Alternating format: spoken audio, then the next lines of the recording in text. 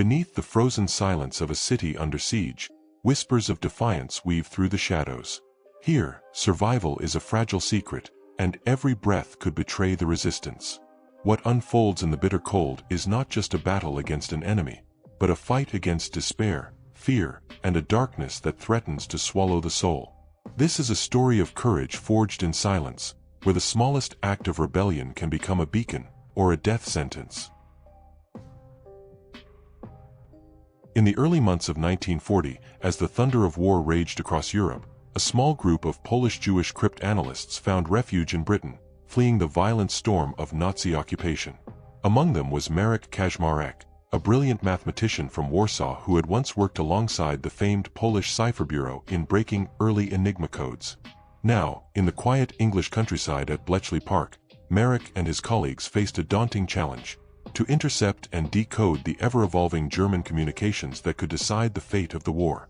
While much had been written about the British and American codebreakers, Marek's group operated almost entirely in the shadows, an underground cell formed from the scattered remnants of the Polish intelligence community. Their task was unique: to decrypt a special Luftwaffe communications channel, one believed to be linked to the development of the Messerschmitt Me-262, the world's first operational jet fighter. Intelligence about this new weapon was crucial. It could change the dynamics of the Battle of Britain and the entire air war. Operating from a converted manor on the edge of the estate, the team improvised a laboratory of sorts. They had no advanced machines like the British bomb, but Marek's background in mathematical logic and early computing gave them an edge. They devised a method based on frequency analysis and what Marek called pattern anticipation, a rudimentary form of algorithmic prediction that, while slow, could crack small segments of coded text. Each decoded message was a delicate thread in a vast tapestry of enemy plans. Their work was painstaking. The Luftwaffe messages they intercepted were encoded not only with Enigma machines but also with an additional layer of daily key changes, making the puzzle far more complex. Marek often worked through the night, surrounded by a tangle of wires, papers, and mechanical calculators. The room smelled of smoke and damp wood, illuminated only by flickering oil lamps. Despite the hardships, morale was high. Every breakthrough was a small victory against the seemingly unstoppable Nazi war machine. One cold November evening, Marek cracked a message that revealed the timing of a Luftwaffe jet fighter squadron's deployment over southern England. The intelligence was immediately passed to the Royal Air Force Command. Thanks to the warning, RAF pilots scrambled and intercepted the jets during their test runs, forcing the Germans to reconsider their deployment plans. This early disruption bought precious time for Britain to improve its air defenses and radar coverage. Yet, as the war progressed, secrecy surrounding Bletchley Park grew tighter, and the contributions of Marek's team were overshadowed by the larger British effort. Post-war political tensions, particularly with the rise of the Soviet Union, led to the suppression of many Polish contributions to the Allied victory. Marek and his colleagues were dispersed, some emigrating to distant countries, others fading into obscurity.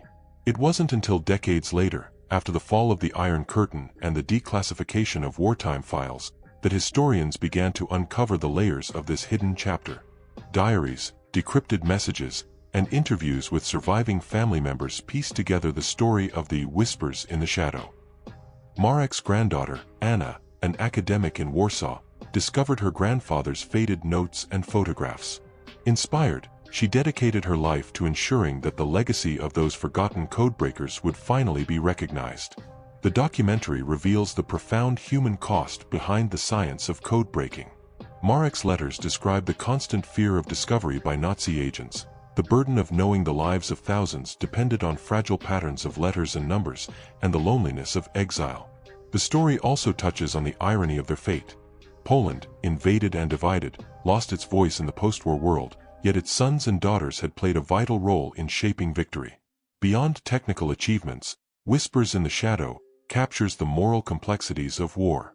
The team often grappled with questions of sacrifice and secrecy, understanding that their work might never be publicly acknowledged, yet was critical to the survival of freedom in Europe. The film juxtaposes their quiet bravery with the dramatic air battles over the skies of Britain, illustrating how invisible efforts can turn the tide of history. As the camera pans over the serene grounds of Bletchley Park today, With its restored huts and quiet memorials, the echoes of the past linger. The names of Marek Kaczmarek and his fellow codebreakers join those of the famous Alan Turing and Gordon Welchman, bridging a forgotten chapter into the grand narrative of World War II. Through rare archival footage, interviews with historians, and dramatized reenactments, the story honors a generation who fought not with guns but with intellect and courage, whispering in shadows to save millions from the darkness of tyranny. The winter of 1941 in Leningrad was a frozen nightmare.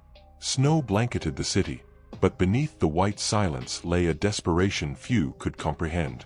The siege of Leningrad had begun months earlier, and the once vibrant city was now a wasteland of hunger, cold, and relentless bombardment. Amidst this suffering emerged a figure of quiet strength, Yelena Ivanova, a nurse-turned-partisan leader, whose story would come to symbolize the indomitable spirit of survival. Yelena had grown up in the working-class district of Petrograd, trained as a nurse, and had witnessed the rise of communism and its many upheavals. When the German forces encircled Leningrad in September 1941, she volunteered to serve in the medical units on the front lines.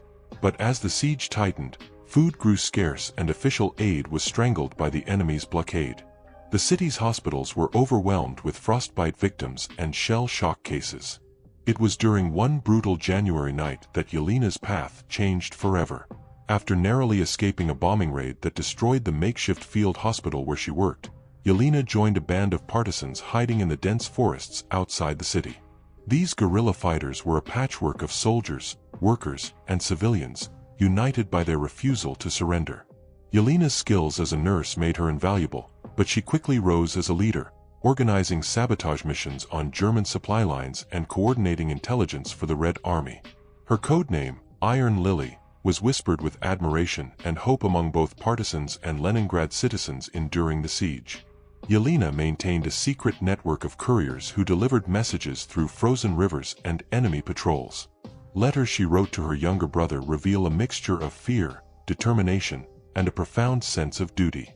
"We fight not just for survival," she penned in one note, "but for the future of our people and the promise of spring."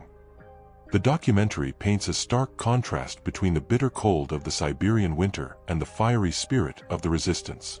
Archival footage shows the ruins of Leningrad, the skeletal remains of bombed buildings, and the starving faces of children. At the same time, reenactments bring to life Yelena's missions, stealing German ration trucks, planting explosives on rail lines, and engaging in close combat with enemy patrols. Yet Yelena's story is not only one of heroism but also of tragedy. The documentary explores the complex relationship between partisans and the Soviet authorities. The NKVD, Stalin's secret police, distrusted independent guerrilla groups, suspecting them of disloyalty or espionage. Yelena's group faced brutal interrogations and betrayals from within. The film includes interviews with historians who explain how political paranoia complicated the resistance, often costing lives and dividing communities. Among the many personal accounts, a poignant subplot emerges in the form of a German officer's daughter, Anneliese Braun, stationed near Leningrad with her family. Through her eyes, the documentary explores the disillusionment and conflict felt by ordinary Germans trapped in the machinery of war. Letters and diary entries reveal her growing doubts about Nazi ideology and the cruelty inflicted on civilians. This parallel narrative deepens the story's emotional resonance, showing war's human toll on all sides. As the siege dragged on, the harsh conditions took a toll on Yelena and her comrades. Food was rationed to almost nothing, frostbite claimed fingers and toes, and constant bombardment tested their resolve. Yet their spirit never broke. The turning point came in early 1943 when the Soviet forces launched Operation Iskra, breaking the German encirclement and opening a narrow corridor to the city. Yelena's intelligence work was crucial in guiding Soviet troops through enemy lines. The film captures the bittersweet victory. The city was far from safe, and millions had perished, but hope flickered anew. The closing scenes show Yelena returning to a battered Leningrad, walking through streets still scarred by war but alive with the cries of children and the rebuilding of life. Her story ends with a voiceover reading from one of her last letters. "We have survived the winter of death. Now, we must live for the spring of peace." The Iron Lily is more than a tale of resistance. It is a tribute to the countless women whose courage and sacrifice shaped the fate of the Soviet Union during its darkest hours. Through personal letters, rare photographs, and the voices of historians and survivors, the documentary honors the legacy of those who fought quietly, in the frozen shadows, for the soul of their homeland. The vast, cold expanse of the North Atlantic was one of World War II's deadliest battlegrounds, where steel and silence clashed beneath the waves. In this submerged theater of war, two men, on opposite sides, became entwined in a deadly game of pursuit and survival. Karl Vogel, a fictional German U-boat commander, and James Harper, a British Royal Navy sonar operator, embodied the brutal cat-and-mouse struggle that defined the Battle of the Atlantic. Karl Vogel was a man of precise discipline and quiet determination. Born in Hamburg to a family of shipbuilders, he had always been drawn to the sea. When war broke out, he volunteered for the Kriegsmarine's U-boat service, quickly rising through the ranks due to his keen tactical mind and calm under pressure. Commanding U-457, Karl's mission was to disrupt Allied supply convoys that sustained Britain's war effort. The German U-boat fleet, operating from bases in occupied France, employed the deadly tactics of wolf packs, groups of submarines that attacked convoys under cover of darkness. Karl's boat prowled the Atlantic depths, evading British destroyers and aircraft while seeking the next target. Every encounter was a test of nerve. Beneath the waves, a single mistake could mean death for the entire crew. On the other side, James Harper was a young sonar operator aboard HMS Vigilant, a British destroyer tasked with convoy protection. Raised in a mining town in northern England, James had joined the Royal Navy at 18, driven by a fierce sense of duty. His job was to listen, using cutting-edge sonar technology, to detect the faintest echoes of enemy submarines. The documentary uses dramatic reenactments and archival footage to convey the claustrophobic tension aboard both vessels. Karl's crew endured days underwater with dwindling air and rising carbon dioxide levels. The confined space magnified every sound: the creaking hull, the stifled coughs, the thudding heartbeat of men fighting for their lives. Meanwhile, James and his fellow sailors scanned the dark waters, their ears attuned to the faint pings that might reveal an enemy's hiding place. The film dives deep into the technological innovations that shaped the battle. Sonar, known then as ASTIC, was a breakthrough in anti-submarine warfare, but early versions had limitations. The documentary explains how British engineers developed tactics to maximize its effectiveness, while German commanders adapted with stealthier maneuvers and new snorkel devices allowing submarines to run their diesel engines while submerged. One harrowing sequence recreates an encounter where Karl's U-457 narrowly escapes a depth charge attack. The ocean floor trembles as explosions rip through the water, and the submarine shudders violently. Inside, the crew holds their breath, clutching each other in the dark, while Karl makes critical decisions that balance aggression with survival. Simultaneously, James's ship presses the hunt, guided by sonar contacts and radio intelligence from codebreakers who deciphered German naval communications. The tension builds as the destroyer closes in, preparing to launch a barrage of depth charges designed to crush the enemy beneath the waves. Their story is one of mirrored resolve. Both men understand the stakes. The outcome of the Atlantic campaign would determine whether Britain could hold on or face starvation and defeat. The documentary juxtaposes their personal letters and diary entries, revealing fears, hopes, and the psychological toll of underwater warfare. Beyond individual experiences, Silent Depths explores the strategic importance of the Battle of the Atlantic. The Allies' ability to keep supply lines open allowed for the buildup of forces that would later launch D-Day and other critical operations. The film highlights key turning points, such as the introduction of escort carriers and improved radar, which gradually tipped the balance.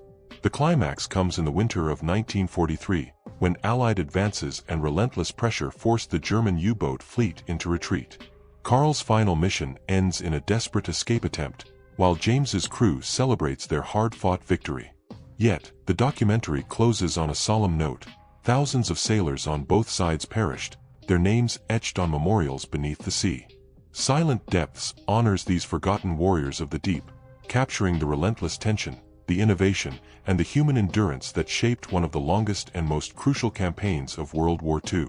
Through gripping narrative, authentic sound design, and expert commentary, the story brings to life the silent war beneath the waves that helped determine the fate of the free world. In the summer of 1944, the small island of Saipan in the Mariana Islands became the stage for one of the Pacific War's most brutal and decisive battles. For Captain Hiroshi Takeda, a fictional officer of the Japanese Imperial Guard, this was not just another assignment, it was a sacred duty to defend his homeland's honor at all costs. Shadows over Saipan tells the harrowing story of his final stand against overwhelming American forces and the tragic human cost that unfolded amid the island's lush jungles and volcanic cliffs. Captain Takeda had served in the Imperial Army for over a decade, shaped by the code of Bushido and unwavering loyalty to Emperor Hirohito. When the U.S. forces began their island-hopping campaign, Saipan became a critical target, as its capture would bring American bombers within striking distance of the Japanese mainland. Takeda was assigned command of a battalion tasked with the island's defense, knowing well that retreat was not an option. The documentary opens with sweeping aerial shots of Saipan's turquoise beaches and dense foliage, soon contrasted by the terrifying chaos of artillery barrages and amphibious landings.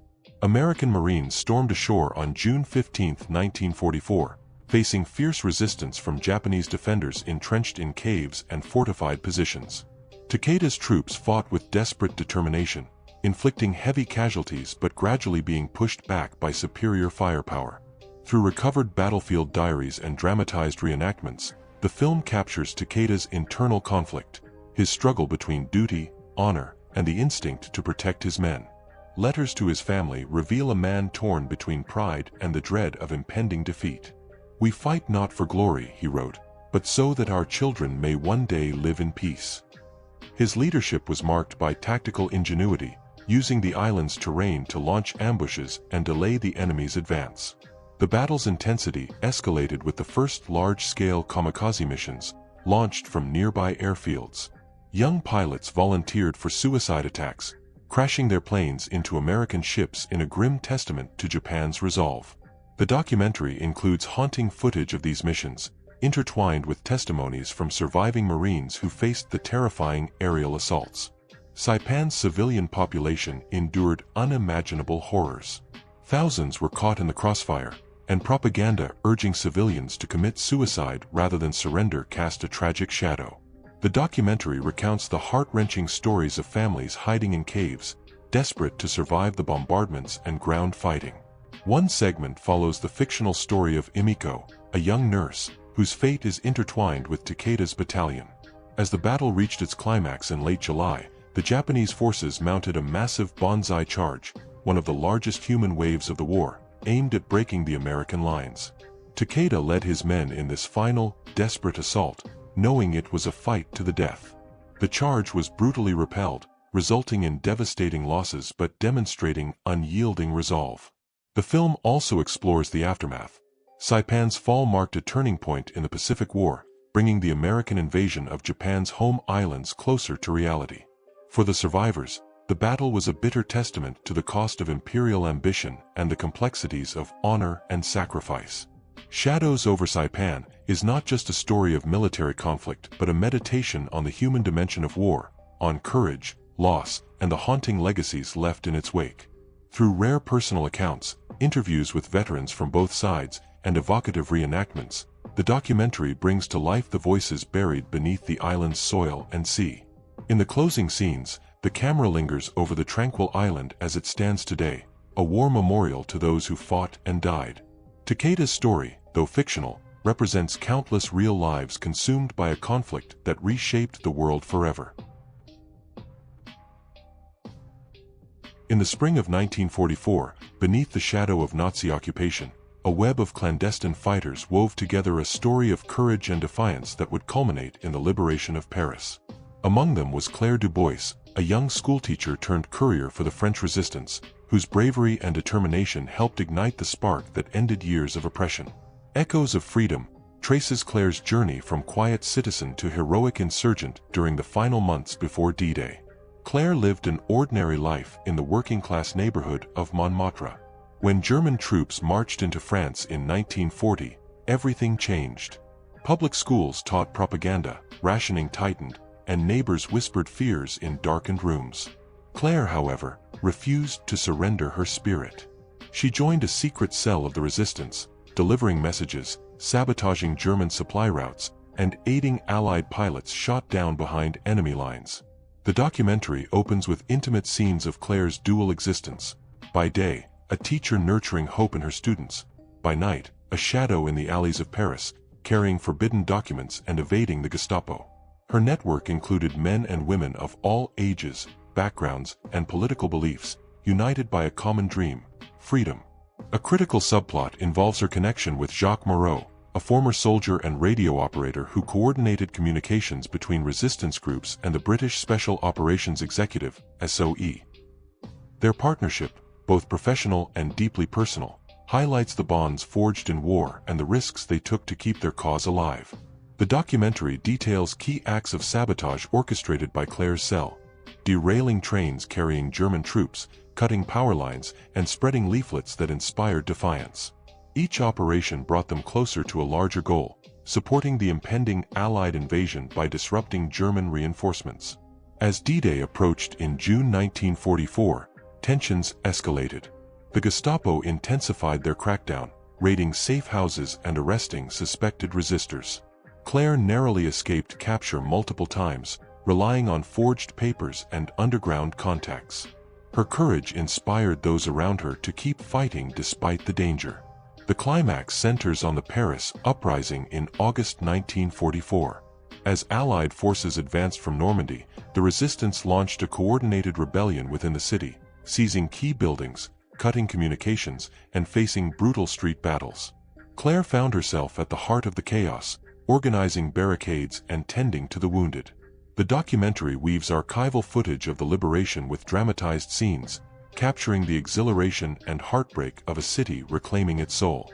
Claire's voice narrates her memories, of gunfire echoing through narrow streets, the sight of Allied tanks rolling in, and the overwhelming joy when the tricolor flag rose once more over the Hotel de Ville. Echoes of Freedom also explores the post-liberation complexities. The resistance's triumph was shadowed by internal divisions and the harsh reckoning with collaborators.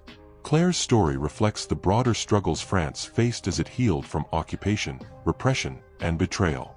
Through interviews with historians, descendants, and rare testimonies from surviving resistors, the film honors the ordinary people who risked everything for liberty. Claire Dubois, though a fictional figure, represents the countless unsung heroes whose quiet acts of defiance turned the tide of history.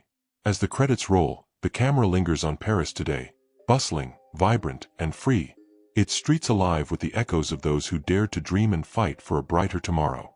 In the icy grip of war, the line between hero and victim blurs, and the cost of resistance is etched in frozen tears and broken dreams. The echoes of those who dared to fight linger in the shadows, reminding us that beneath every victory lies a hidden sacrifice. Some stories remain buried beneath the frost, unseen, unheard, yet impossible to forget. This is the quiet war that shaped the fate of a city and its people.